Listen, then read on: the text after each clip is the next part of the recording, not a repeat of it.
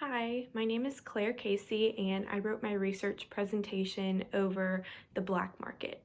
So, the black market is an underground economy that is very hard to detect and trace, and it's used to sell and distribute any illegal or stolen goods across different distribution channels.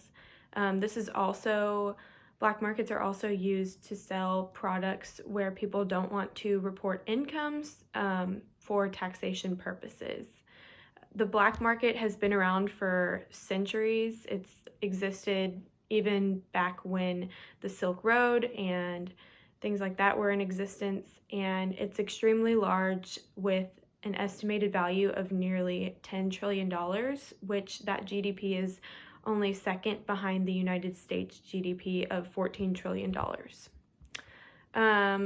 Some of the highest demanded items on the black market include pharmaceuticals, consumer electronics, apparel, and foods. And these are typically stolen by cargo thieves because of their high availability or high value on the black market. For example, pharmaceuticals are highly sought after because they can be obtained illegally on the black market, and they can typically sell these for a premium to what they would be worth when prescribed or over the counter.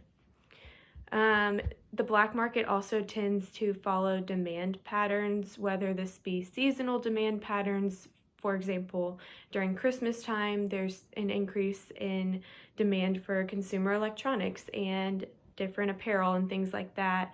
And they know these trends and cargo thieves will typically steal more of these items during peak demand time in order to sell for higher prices on the black market. Additionally, new black markets will emerge whenever things are made illegal by the government, and because of this, they have a higher demand on the black market because there is less supply now in the regular industry.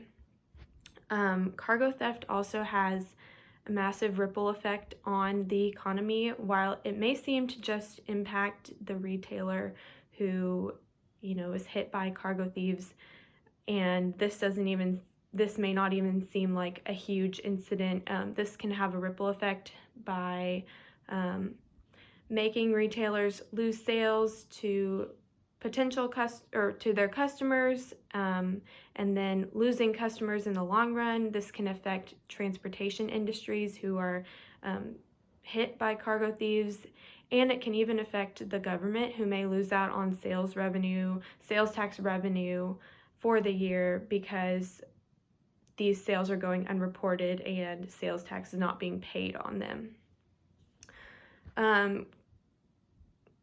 There are many distribution methods for the black market. One of the main ways that this is now done because of the evolution of technology is through e-fencing, which is selling stolen goods through online marketplaces like Craigslist or eBay, Facebook Marketplace, things like that. And these are sometimes very hard to trace because you can't trace it back to its source. And then another way that black market products are sold is through secondary wholesale retailers, or in secondary wholesale markets, where these products are bought by legitimate wholesalers and sometimes unknowingly, sometimes knowingly, and put back into retail channels where end consumers like me would purchase these products not knowing that they had previously been stolen and sold on the black market. It's very hard to detect black market activity. However, there are a few ways to detect it. There's an anchoring bias, which may explain criminals' behavior, stating that criminals tend to continue with their first course of crime method going after the same products that they first started with, because that plan had worked for them previously, and they will not change that plan until prompted to do so, whether by punishment or reward or things like that.